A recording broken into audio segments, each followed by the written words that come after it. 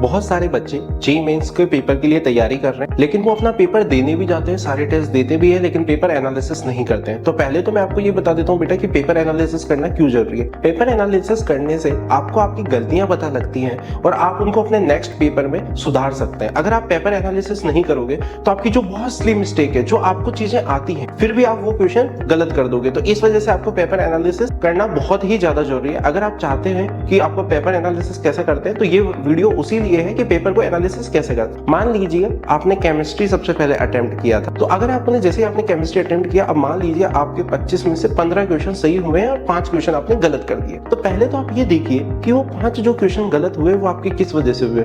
उसमें से मान लीजिए आपके 3 क्वेश्चन आपके कैलकुलेशन एरर है, तो वो आप उसको लिख लीजिए एक पेज पे कि मेरे केमिस्ट्री में 3 क्वेश्चन कैलकुलेशन एरर है। तो इस कैलकुलेशन एरर को आप सही करने के लिए अगले 3 दिन या 7 दिन, जितने भी दिन का आपके पास पीरियड है नेक्स्ट पेपर में, उसके पहले आप इस चीज पे काम कीजिए। साथ में आपने देखा कि यार मेरे 2 जो क्वेश्चन छूटे हुए हैं, जो गलत हुए हैं, उसमें कॉन्सेप्चुअल एरर है। तो मतलब कि यहाँ पे मैंने ये चीज गलत सोच ली, ये चीज मुझे इस तरीके से सोचनी चाहिए थी, या ये कॉन्सेप्ट मुझे क्यों नहीं आया उस टाइम पे, या हिट के क्यों नहीं किया। तो उस चैप्टर पे जाके उस चीज को वापस अच्छा कीजिए। अब जो आपके 5 क्वेश्चन आपने पेपर में छोड़ ही दिए थे, अटेम्प्ट ही नहीं किए थे, अब आप उन क्वेश्चनों पे जाके देखिए कि वो आप क्यों नहीं कर पाए थे। अगर आपने उनके क्लास नोट्स कर रखे हैं तो आपने शायद प्रैक्टिस कम की थी, इस वजह से आप नहीं कर पाए। या हो सकता है कई बार ऐसा भी हो सकता है कि आपको क्वेश्चन देख के डर लग गया हो तो आपने छोड़ दिया हो। तो आपको वो भी चीजों को ध्यान रखना है कि मैं कभी ऐसा ना हो कि जिन क्वेश्चनों को मैंने बहुत अच्छे से प्रैक्टिस कर रखा है वो मैं सिर्फ देख के छोड़ दूं। क्योंकि हमारे जेईई में ऐसा जरूर होता है कि कई बार क्वेश्चन देख के ऐसा लग जाता है यार इसे छोड़ दें। सेम चीज आप फिजिक्स और मैथमेटिक्स में अप्लाई कीजिए, और अगर आप ऐसा करेंगे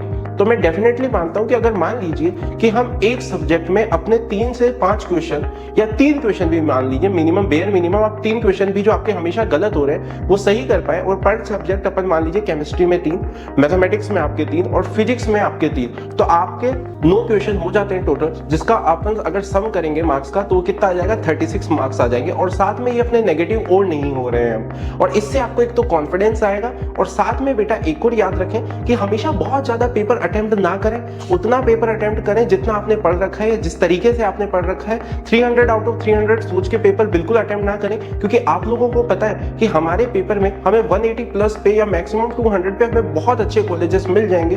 तो बहुत ज्यादा पेपर अटेम्प्ट करने की तरफ ना जाए, एक्यूरेसी पे ध्यान दें।